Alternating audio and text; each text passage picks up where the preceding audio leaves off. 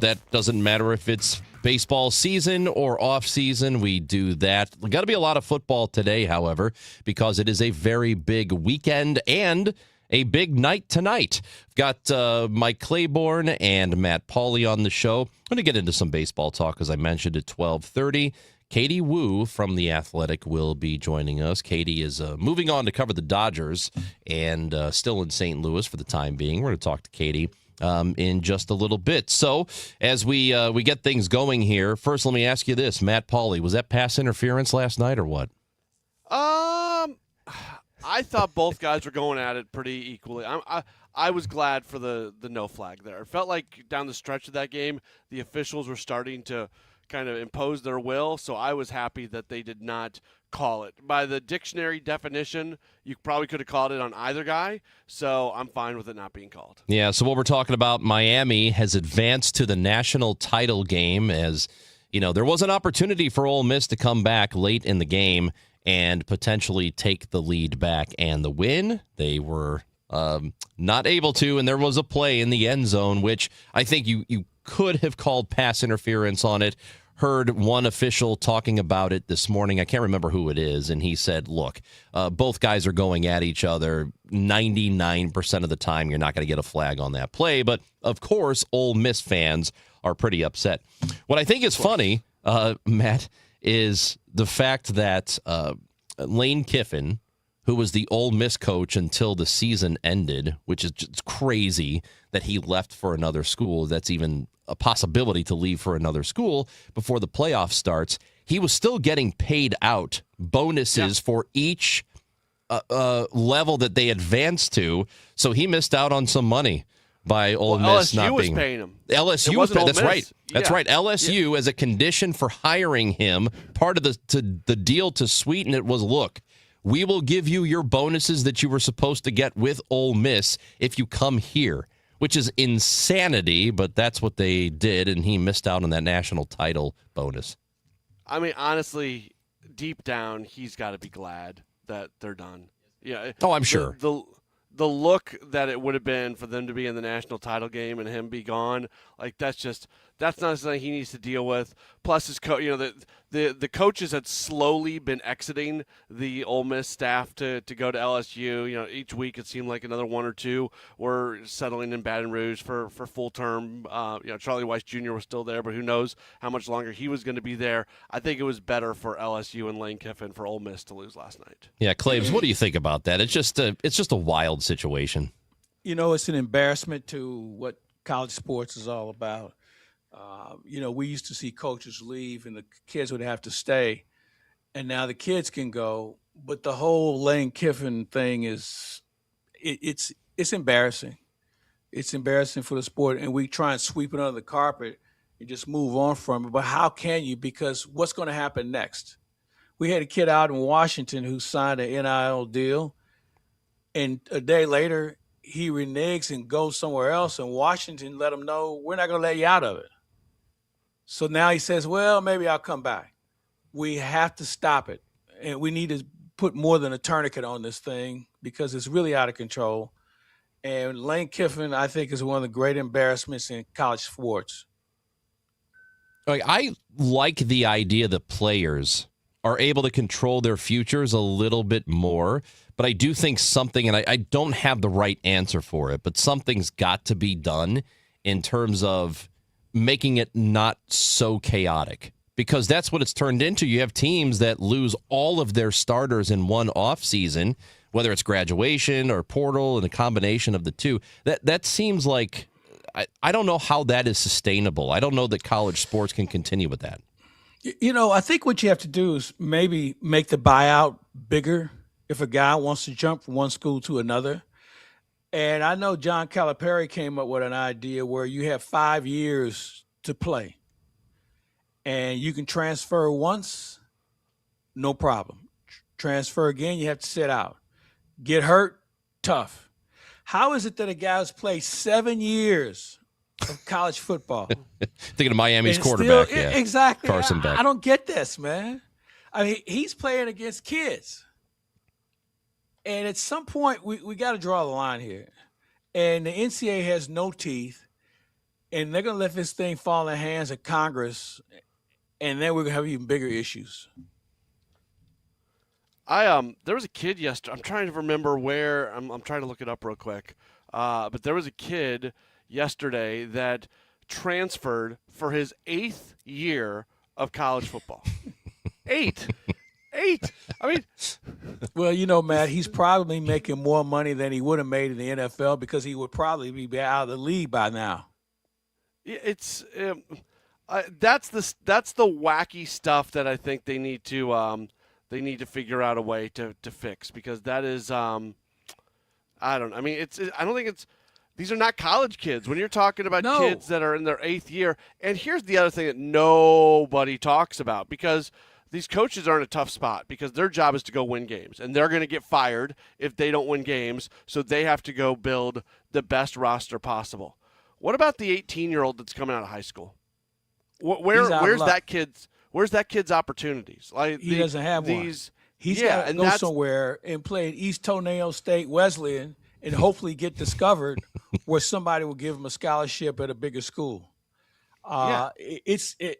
I'd be interested to hear some of the young men who are being recruited now and how hard they're being recruited, especially not that 5-star player, maybe that 3-star player that you used to be able to coach up. They don't care about him anymore. He has to go somewhere else and hone his skill on his own. The other side of what we're talking about here, and there is a benefit to all the transfers being allowed, and that is it's creating a little bit of parity, or at least it has so far, where it's not just Alabama and Georgia every year. That you do have teams like Ole Miss who have an opportunity here, that players aren't stuck on a roster and never getting an opportunity to play at Alabama because they're stuck there and there are too many good players in front of them. So in that regard, it's good. It just, and I don't know how you reel it in. I don't know what the right way to do it is, but it's very clear something has to change here, and it can't just keep going on the way it is. Well, the NCAA won't do anything about it because every time they find themselves in court, they lose. I mean, they have a record like the Washington Generals who play the Harlem Globetrotters. They never win. Yeah.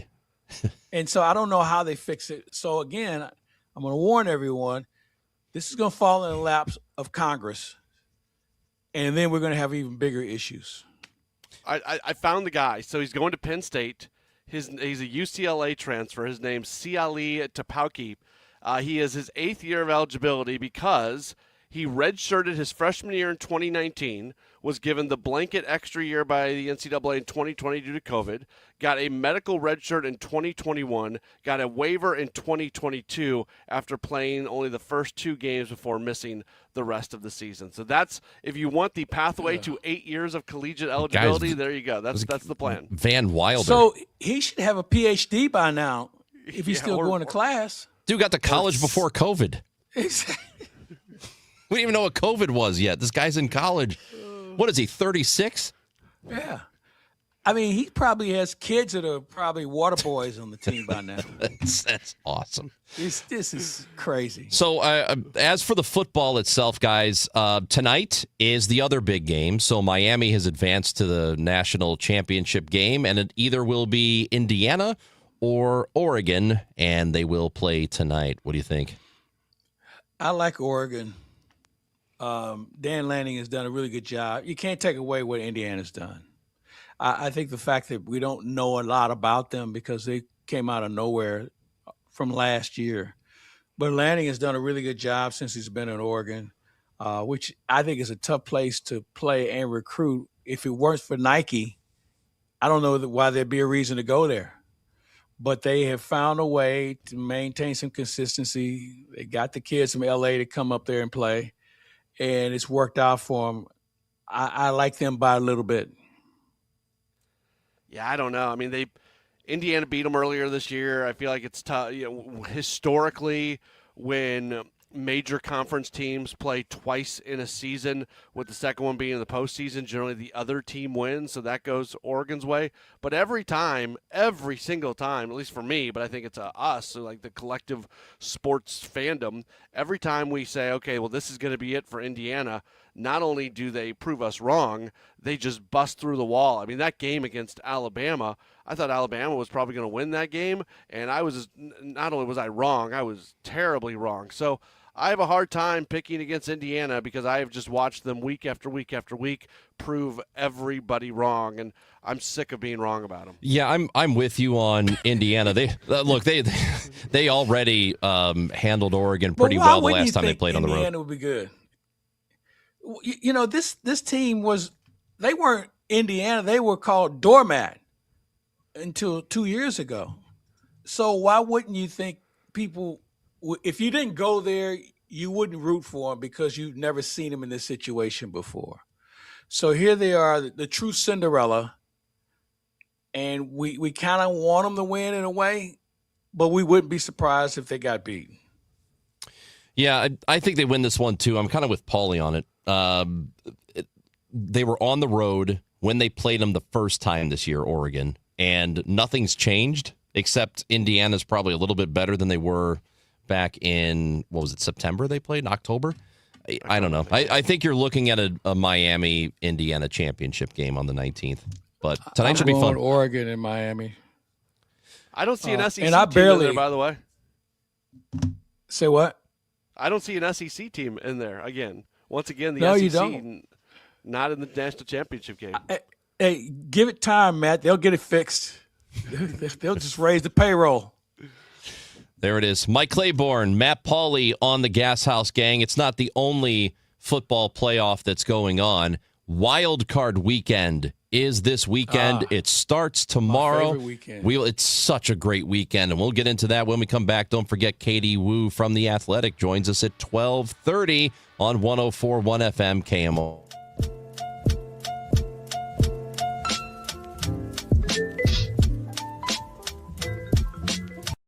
Yep, thanks for checking. I like the car. How long have you been a rideshare driver? About 3 years now, but I really enjoy it. Isn't it hard to make money these days with the price of gas being so high? Not for me. I use Upside, the free app that gives you cash back for every gallon of gas you buy. Wait a minute. Are you saying you actually get real money back when you get gas with the Upside app? Yep, I get real cash back every time I get gas. Does that actually add up to anything? I'll make around $200 to $300. Wow, that's serious extra cash. I'm downloading the Upside app now. Download the free Upside app now to earn real cash back every time you buy gas. Use promo code RAIN to get up to a $5 per gallon bonus on your first tank. You can cash out anytime, right to your bank account, PayPal, or a gift card for Amazon and other brands. Just download the free Upside app and use promo code RAIN to get up to a $5 per gallon bonus on your first tank. That's code RAIN. Do you owe $10,000 or more to the IRS like Mark? I've been doing home remodeling for 30 plus years, but the economy crashed. I wound up losing my home, losing my job, and on top of that, owing the IRS a ton of money.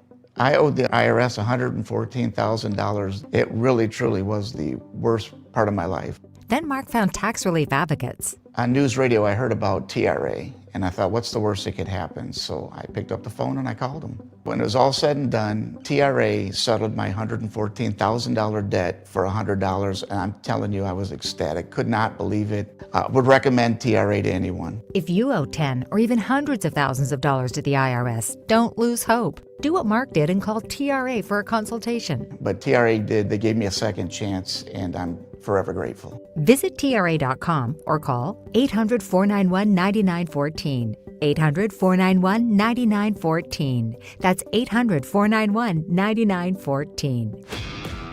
This is the story of the one. As the purchasing manager at a manufacturing plant, she knows the only thing more important than having the right safety gear is having it there when you need it. That's why she partners with Grainger for auto reordering, so her team members can count on her to have cut-resistant gloves on hand, and each shift can run safely and efficiently. Call 1-800-GRAINGER, click Grainger.com, or just stop by. Grainger, for the ones who get it done. Honey, that flu keeping you up? Did you take NyQuil Intense Flu? Nah, I got this. Okay, I don't got this. Yeah, you need NyQuil Intense Flu. Undo your flu with NyQuil Intense Flu. NyQuil Intense Flu provides powerful relief of your flu symptoms so you can sleep. You do got this.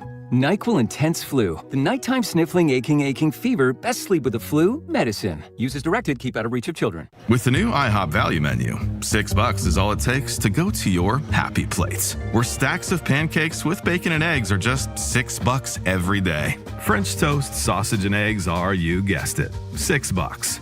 And fluffy omelets come with a side of pancakes and only cost $6. Go to your happy plates every day at IHOP.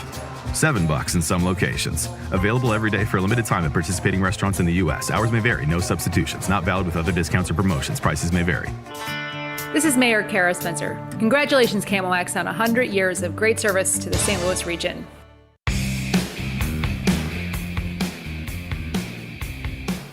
Gashouse Gang is brought to you by Saliga Heating and Cooling, SaligaHeatingandCooling.com, and Overhead Door Company of St. Louis. We just talked about college football playoffs, and the second semifinal game is tonight. Tomorrow afternoon, though, begins Wild Card Weekend, and you heard Clabe say it right before the break, favorite weekend. It's one for me, too. We got a lot of football the next couple of days. Really looking forward to this. Obviously, my team's in it, but even without that, I love Wild Card Weekend in the NFL. We get things started with the Rams and the Panthers tomorrow. On the Chris and Amy show all week, we asked the question, with it now being 10 years, officially 10 years at the beginning of the month, that the St. Louis Rams played a football game, wondering if people are still hate watching the Rams. If they watch to root against them, or if they are now indifferent, or if they are still fans of the team. And I think it was about 10% of people in our poll said they were still fans of the Rams for some reason. But a lot of people are still hate watching. It was something like 57% of our respondents said they hate watch the Rams. How do you feel about it? I could care less. I've moved on from it. You know, we don't have any relationship with them other than the owner. So I just look at them as a football team at this point. And I'm not a guy who has a team that I root for every week. I don't have any banners or any pom-poms of any that stuff. I just watch the games. So I don't have that angst at the end of the day. I don't bet on games or any of that stuff. So I just sit back and watch them. I root against them. I don't like them, but it's not it doesn't have the emotion that it had previously. As time has gone by, so the idea of hate watching, that means you're turning on the TV and you're watching them to root for the other team. That's not me. I'm glad when they lose, and that's about as far as it goes. So they're going to play Carolina. It's the one game of the weekend that is the most lopsided in terms of... and rightfully so. Yeah, on paper. Yeah. I mean, Carolina is a game under 500 this year, which, how do you guys feel about that? It seems unavoidable unless they do away with divisions, but to have a team that's not even 500 make it to the playoffs. Well, I think the league banks on the fact that this doesn't happen very often. And the fact that they battle to get in, and let's face it, all these teams are already in playoff mode. When you're in a wild card weekend, you've been thinking playoffs for the last 3 or 4 weeks anyway. So you're going to have a team like this that gets hot at the right time. Carolina need a little help, but I think they're going to need a whole lot more help tomorrow. I've long said that I think there should be playoff eligibility in the NFL, and even if you go win your division and you're under 500, you can throw a banner up in your building that says division champions. That's fine, but you're not going to the playoffs. Dude, I'm with you.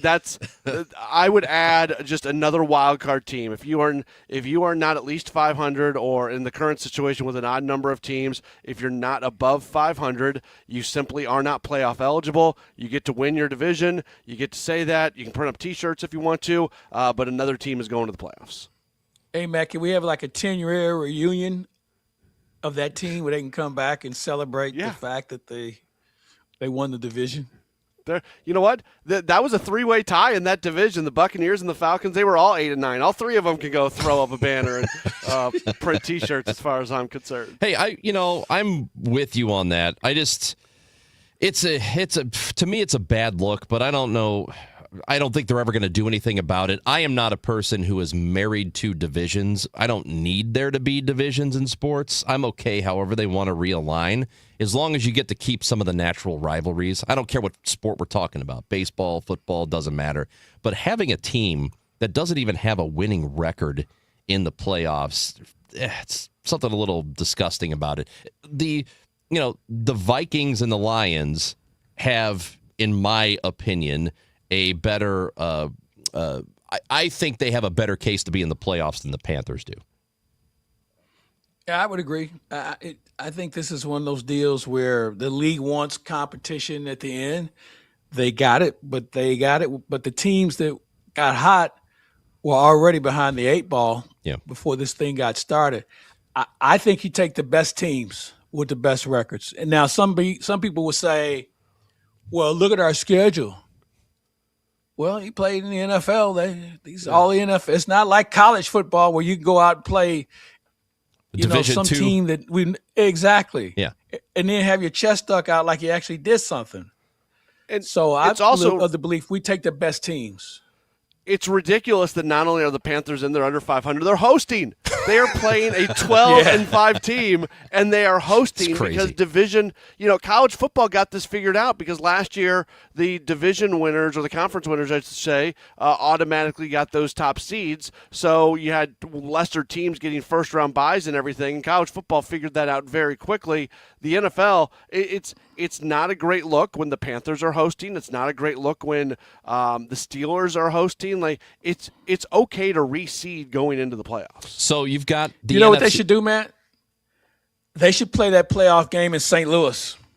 The Panthers don't deserve to be at home, and the Rams, we all don't like them anyway. Let them come back here one more time. So they should play that game in St. Louis tomorrow. That would be fine. You get a lot of people show up for that one.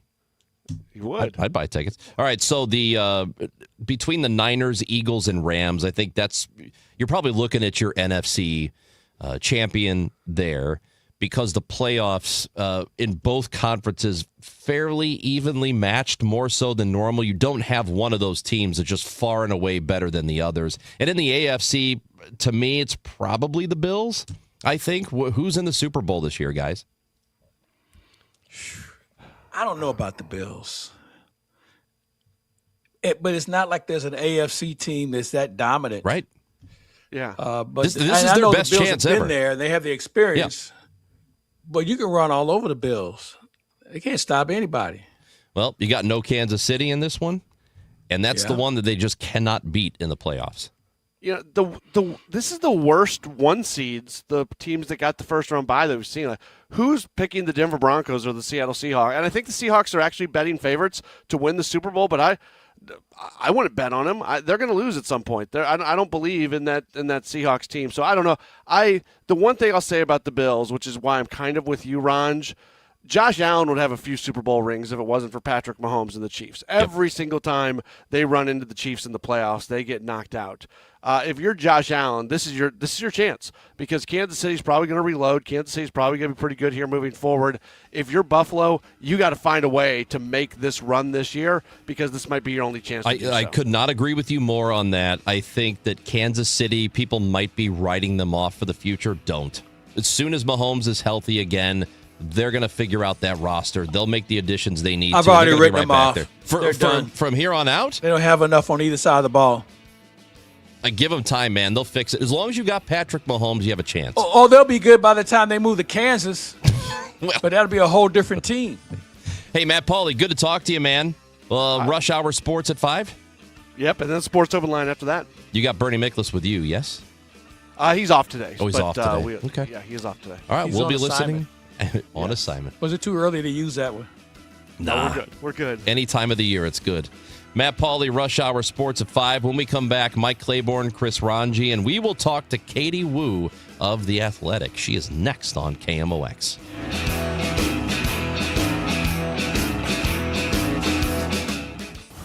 Weekdays at 5. It's Rush Hour Sports on KMOX. Hot stove blazing. College football bowl season heating up. College basketball teams making their final prep for conference play. NFL teams jockeying for playoff positions. And the latest in Cardinals baseball and Blues hockey. Fast updates, instant analysis, zero wasted seconds. St. Louis sports, all of it. Delivered right at Rush Hour.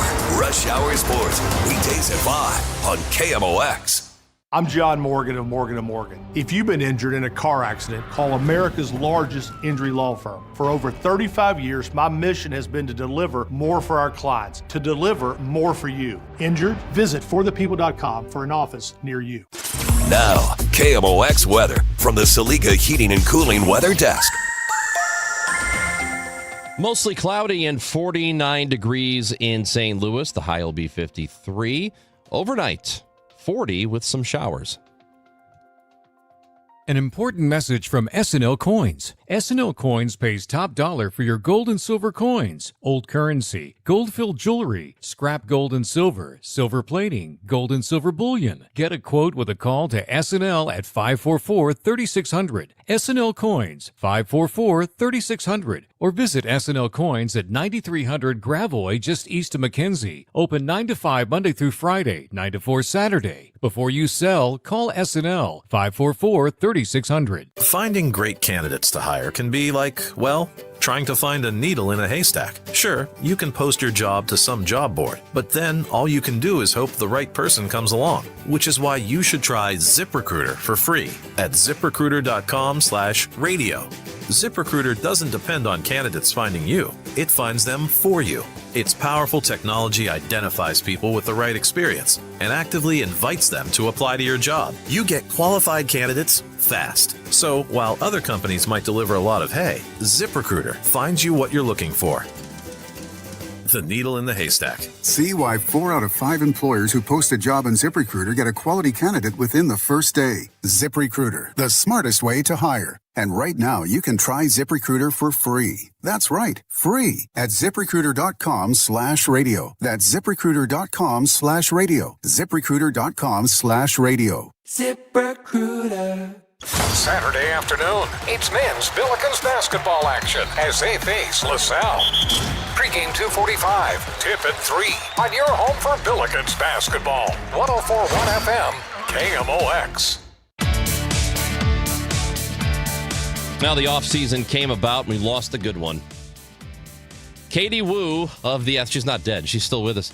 But she no longer covers the Cardinals for The Athletic. She is off now as the lead beat writer for the Dodgers and host of Dodgers Territory, the podcast there. And Katie Wu, who is still hanging out in St. Louis for the time being, is with us on KMOX. How's it going, Katie? Guys, how are you? 2 of my favorites, and I get to spend a little bit of my last weekend here on the radio with both of you, so I feel pretty good about it. How are you guys? Well, we're a little sad that you're going to be moving on, but we wish you nothing but the best, and we've enjoyed your time, and we will make it our business to reconnect when the season rolls around. This I know about you, Mike Claiborne. I have zero doubts that you will do that. I'm on the case.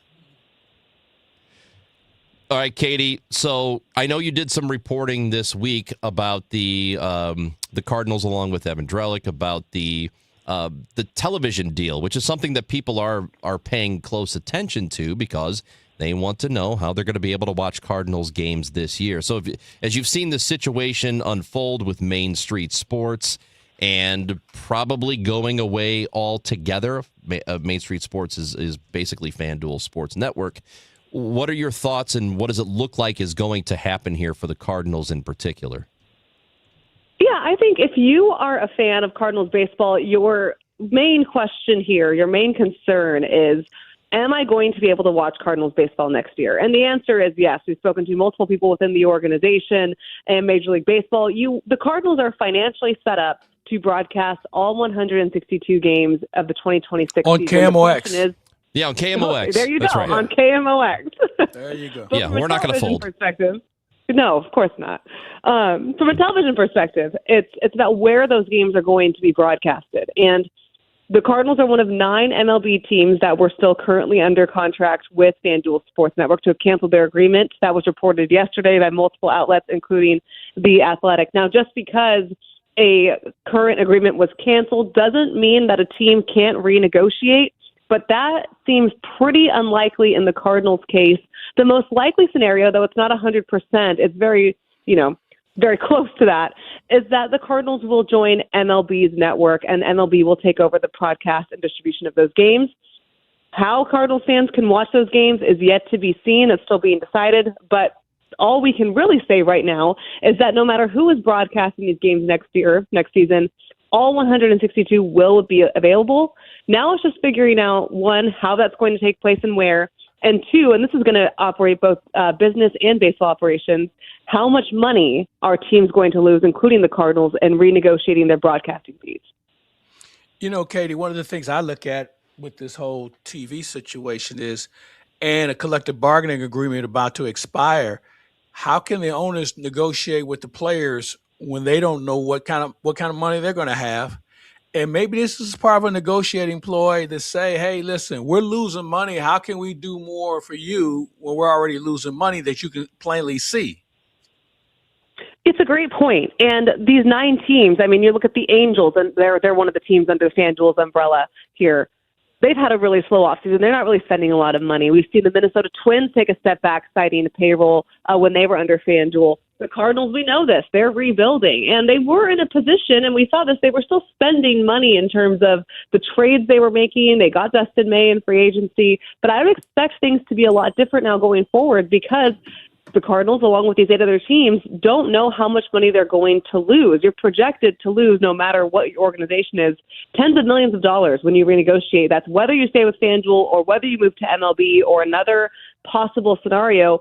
Teams are going to lose money. So in terms of a negotiation, in terms of how this is impacting free agency and club spending, maybe that's why we've seen this January really kind of slow down. Things picked up early in the offseason with the reliever market, but you look at where the free agent market stands right now, and it is very slow, guys, too slow. And I do think it's very fair to point to the RSN uncertainty, the lack of money coming in, the renegotiated fees, and have that attribute to a reason as to why this market is so slow overall in free agency. And again, with this lockout coming up potentially by the end of the year, it adds another layer of complications. So a lot of things, not just unique to the Cardinals, but baseball at large, to figure out with, right about a month until pitchers and catchers report. So do you see this once again being a season in the offseason where this will come right up to the wire? Right before spring training starts, we'll have a bunch of guys taking deals. Maybe it's a 1-year deal or 2-year deal when they were actually looking for more length. But because everything has been so slow, they have to take what they can get. Maybe. And this is kind of a trickle-down effect. When you think about the guys still remaining, Kyle Tucker, Alex Bregman, Cody Bellinger, not to mention all of the free agent starting pitchers more or less available other than Dylan Cease. This is kind of the waiting game, and that's when you're a player, the perk of free agency, you're able to wait out the market. You're able to control your own destiny. But sometimes you can overplay it with Alex Bregman, and it worked out well for him now. But at the time last year, he ended up taking a shorter-term deal with a higher AAV with the Red Sox with opt-outs when he was looking for something a little bit more stable. But when you do something like that, you play well like Alex Bregman did, you put yourself in this position that you are right now, which is to land the type of contract that you were maybe seeking last season. So it's really hard to say. I know from a fan perspective, it can get a little aggravating or a little tiring to roll into February, and a lot of the big free agent markets are still or free agent players are still unsigned in their own markets. But I just think that's kind of where free agency is at this point. Whether that's addressed as something in the potential lockout, that's a big hot topic between MLB and the Players Union right now, remains to be seen. The silver lining for Cardinals fans is you probably don't have to worry about those big free agents because they ain't signing them. But from baseball at large, it's just kind of that wait-and-see game. Well, the free agency market is obviously slow, and it sounds like from some of the reporting that we've seen, and I think our eyes would tell us this too, that Nolan Arenado's trade market is not very robust at the moment. So how do you see this playing out? Because there are still some guys out there that other teams are waiting on. No, it's not right now. Nolan Arenado's market is slow, but that's, again, more to do with Alex Bregman, Eugenio Suarez, the kind of top-tier third baseman available in free agency ahead of him, where I still think there's a market for Arenado. And I said this before, said this around this time last year many times, would be shocked if he is with the Cardinals next year. I really firmly believe that he will not be. It just might be one of those things where you're going to spring training and he has to make a decision and teams have to make a decision based on the calendar. Right now, there is no rush for teams to go out and try to swing a trade because he looks to be around a second or third option for a lot of these teams. And this is a very similar situation as to where he was last year with Alex Bregman and the Red Sox. There was some interest in Boston with Nolan Arenado, but their number one objective was to sign Bregman. So other teams can't really fall into suit until they know what their number one or two options are and if they're still available. That's not even factoring the full no trade clause that we know that Nolan Arenado will use. We've seen it before. So I believe Chaim Bloom said on your station last weekend that he believes Nolan Arenado is a Hall of Famer. I do too. I think that, what he's been able to do in his career, it makes him one of the best third basemen we've ever seen. I also think that it's fair to say his time in St. Louis is up, and it's much better for both parties, both for him, both for the organization, to find a new home. I don't see that market in play at the moment, but I do think it will speed up once these free agents clear. And if they don't, some teams might want to jump the gun, and that's when you'll see Chaim Bloom more than happy, ready to have those discussions. So what do you see next for the Cardinals in the offseason? I mean, it's been slow. I mean, they signed Dustin May. They made a trade recently to get a left-handed pitcher in relief. But overall, what do you see next for the Cardinals? This is where their TV deal comes into play because before all of this, and the Cardinals knew that there was some uncertainty here. Let's not act like this is not something that's been on their radar for multiple years. This is not something that caught them off guard. They were always aware that there would be a reduction in numbers in terms of salary and rights fees, and that their current agreement with FanDuel might not sustain their contract. This is true for all 9 teams, but when you look at the money that they're going to be losing, potentially, it does impact their free agency. Before all of this, they were looking to maybe add to their rotation and possibly add to their outfield.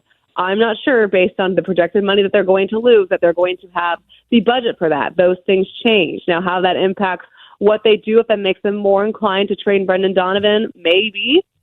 Maybe they can go out and get another reliever similar to the kinds of signings that they've had before with Andrew Kittredge, Phil Maton, that kind of veteran-heavy presence. Ryan Stanek is a name to watch. A lot of the NL Central interested in the veteran reliever there. He's also a St. Louis native, so that helps too.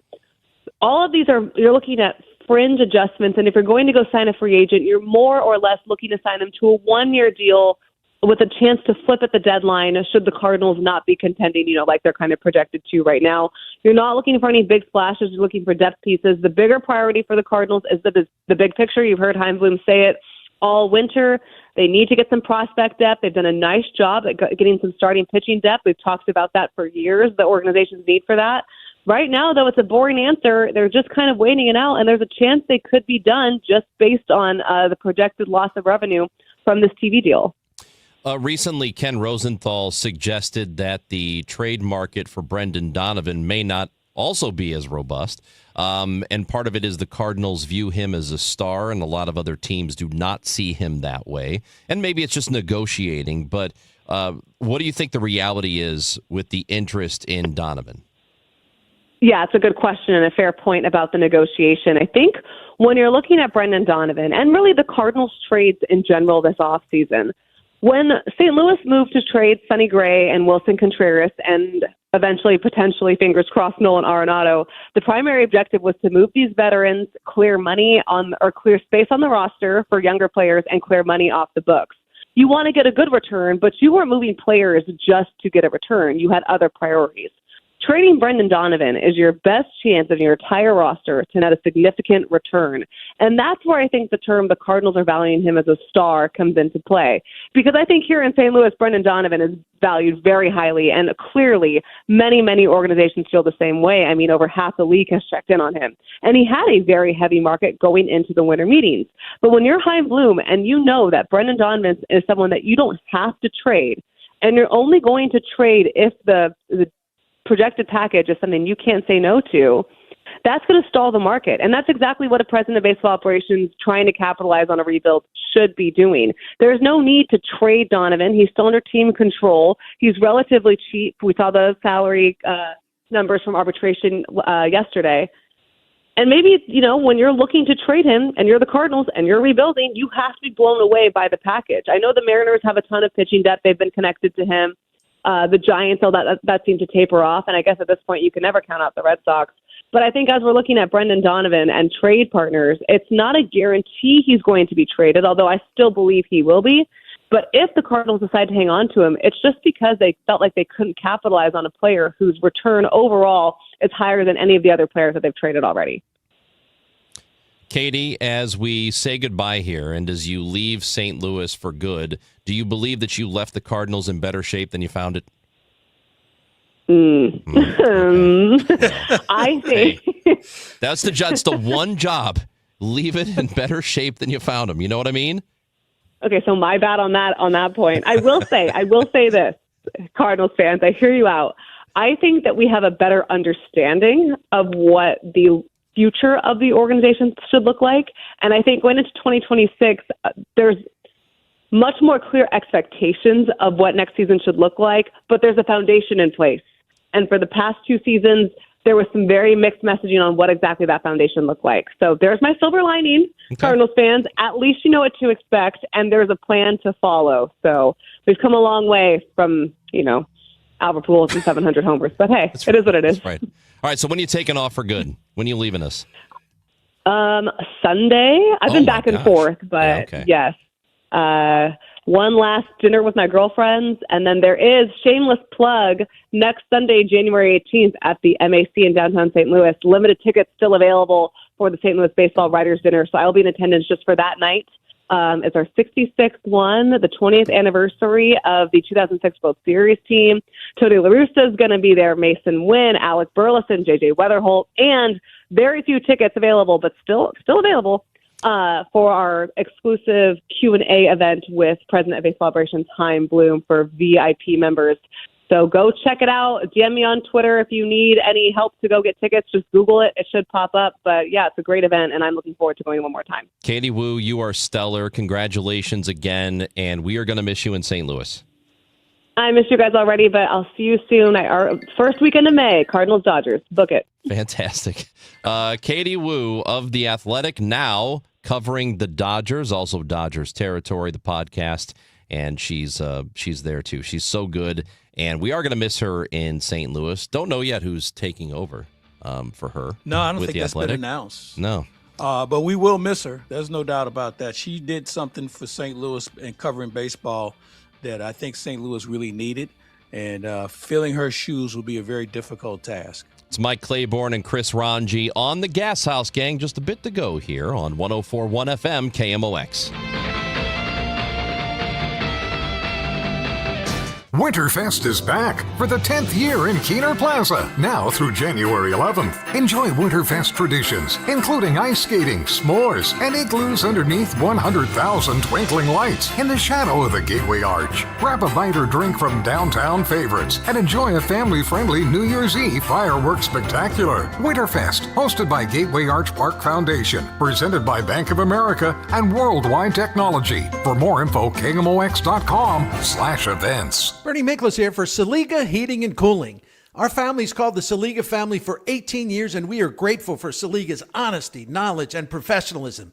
They're the best. For more info, visit SaligaHeatingandCooling.com. $5,000. That's the average amount of money people in the U.S. are now spending on gas in a year. $5,000. That's crazy. If you drive, you have to download Upside, the free app that gives you cash back every time you get gas. That's right. You can earn real cash back with Upside just by buying the gas you're already buying. You can literally start earning cash back today. I use Upside every time I fill up, and I've already made around $300. You're putting gas in your car anyway. Why not get real cash back? If you like free money, download Upside. I'm saving the cash I earn from using Upside to help pay for a vacation later this year. Download the free Upside app now to earn cash back every time you buy gas. Use promo code FRESH to get an extra 35 cents per gallon on your first tank. You can cash out anytime right to your bank, PayPal, or a gift card for Amazon and other brands. Just download the free Upside app and use promo code FRESH for a 35 cents per gallon bonus on your first first tank. That's code FRESH for a 35 cents per gallon bonus. Let's go. The NFL playoffs are here, and DraftKings Sportsbook, an official sports betting partner of the NFL, makes every moment feel bigger. In the postseason, the game shifts fast, and with DraftKings live betting options, you can stay right in the moment. Plus, DraftKings has your back with early exit protection. If the player in your eligible NFL prop bet goes down at any point in the first half, you still get paid in cash. With DraftKings, you're covered through the entire half. Why bet player props anywhere else? New customers, here's your shot. Bet just $5, and if the bet wins, you get $300 in bonus bets instantly. Download the DraftKings Sportsbook app now and use KMOX. That's code KMOX to turn $5 into $300 in bonus bets if your bet wins. In partnership with DraftKings, the crown is yours. Gambling problem? Call 1-800-GAMBLER. 21 plus. Physically present in Missouri. Eligibility and restrictions apply. Bet must win to receive bonus bets which expire in 7 days. Additional terms at dkng.com/audio. Limited time offer. Hi, I'm Jim Brennan with McKelvey Homes. The wait is over, and we are now selling at the Reserve at Wildwood. The early bird gets the worm, so call today and pick the home of your dreams at the coveted Wildwood Town Center, located at Highway 100 and 109. You will love the design of the Reserve with its extensive trails and wooded common ground. In a park-like setting, select from our popular Liberty or luxurious designer series homes from the 560s. Visit McKelveyHomes.com and move up to McKelvey. I dared Archwell Health to keep track of my vitals and my grandkids' names. I dared Archwell Health to simplify my prescriptions, so Max and I have more time to play. Good boy. And I dared Archwell Health to be closer than my neighborhood coffee shop. Our members dared us to do more as a primary care provider for adults age 60 and up. So we made it our mission. Visit archwellhealth.com and become a member today. Archwell Health. We dare to care. Now back to the Gashouse Gang, sponsored by Saliga Heating and Cooling, Overhead Door Company of St. Louis, on 104.1 FM, KMOX.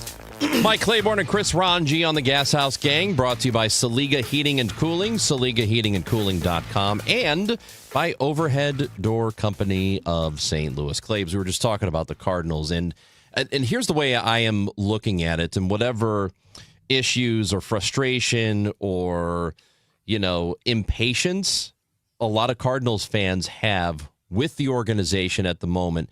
For me, the clock has sort of been reset with Chaim Bloom taking over. And that may not be good enough for everybody, and I totally get that. I think that's absolutely valid. But the way I feel about it is they've got somebody new in place, somebody who has a different vision for what the Cardinals are going to be moving forward. It would sort of be unrealistic to expect any of that to change quickly. This is something that's going to take time. But what I can say is they are moving forward. They have a plan. They're moving forward. Whether or not it works, we don't know yet. Whether or not he's going to be given the resources that he needs to do everything he wants to do, we don't know that yet. But they are moving forward, and I feel like this is the point where you start judging them now, from now moving forward. I would agree with you, and I think the thing we have to take into account is how good is the scouting. If you're going to acquire players, you have to be able to put on your board where do they fit. Are they AAA about to ascend, or are they AA who we feel can compete down the road, compared to just having bodies in a uniform? Are the Cardinals going to win the division by 10 games? I'm going to say probably not. No.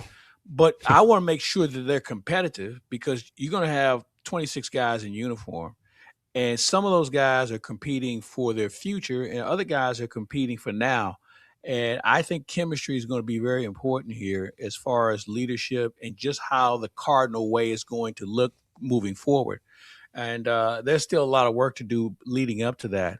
But I remind people, this is January 9th. I really don't get overly concerned until Flag Day, so I have a long time to wait. But I do want to see what this thing kind of looks like from a philosophical standpoint, and what a Cardinal looks like with regard to his skill set. We're going to be in search of a right-handed bat. We're going to need to be able to run the bases better and obviously be better defensively. And what does the bullpen look like? And the reason why I bring that up is if you look around, there aren't a lot of guys who give you 200 innings anymore, which means your bullpen is going to have to give you more innings than ever before, which means you can't have a guy who can just come in and get 3 outs and then take 2 days off. So there are a lot of different ways you're going to have to approach this, and finding the best athletes who happen to play baseball, I think, is going to be one of them. Yeah, I'm more interested in process right now. I want to see what the process looks like for the next several months, and then I think we can start to make some judgments. And your hope is that you start to see results within a year or two, and it doesn't mean dramatic results. It means, okay, I get the vision, I get where it's going. As long as we see that, I'll be perfectly satisfied. No, and I think that's a good way to look at it. But I also look at teams like, for instance, the Athletics. That's a really good young team. Okay, now you can say, well, look where they've drafted all these years. They've been able to find good players. Well, why can't the Cardinals be the Athletics, who I thought was as good of a team as we saw all season and will be even better down the road? But it took time and it took patience. And, the draft is certainly important. And the question is, are you going to start drafting younger kids that you can develop? Or are you going to go the college route where you feel like this guy is closer to being in the big leagues than he would be if he were 18 years old? So a lot of different things from a philosophical standpoint, we're still learning with regard to what this team is going to look like, not only in 2026, but certainly beyond. Right now, best team in town is the St. Louis Billikens. Basketball, they'll play tomorrow afternoon, 2:45. Pregame show starts on KMOX, 3 o'clock tip. The Bills are on the road. They will play LaSalle. They've been, real quick, Claves, as we get to the end of the show here, they've been a lot of fun so far. Well, I thought the game the other night was as entertaining as we've had in a long time, and to hear Rammer and Earl on the broadcast made it even more fun, considering they never won there. And the Billikens had that game pretty much under control from the opening tip. Let's see if they can keep that going before they come back home. And when they do, let's get out and support them. Yep, they are a lot of fun. Go fill that building because they, I believe, will continue to be for the rest of the year. I love Josh Schertz, love what he's putting together, and I think this might be a tournament team this year. All right, last thing, Claves, as we say goodbye here, Bears or Packers tomorrow? Which one? I'm going to go with the Bears. Yeah, that's it. I like the Bears. I like because they can run the ball. There you go. So I like the Bears by a little bit. Green Bay, they're not the same guy without Micah Parsons, so maybe you can run the ball on Green Bay a little bit more. I hope so, because the defense stinks. They can't let them have the ball back. So just run the ball. Run the clock out. There you go. Claves, have a great weekend, man. It's good to talk to you. Man. Enjoy it. That is Mike Claiborne. I'm Chris Ranji. Gashouse Gang comes back Monday at 12 o'clock. But next, it is the Dave Glover Show on 104.1 FM KMOX.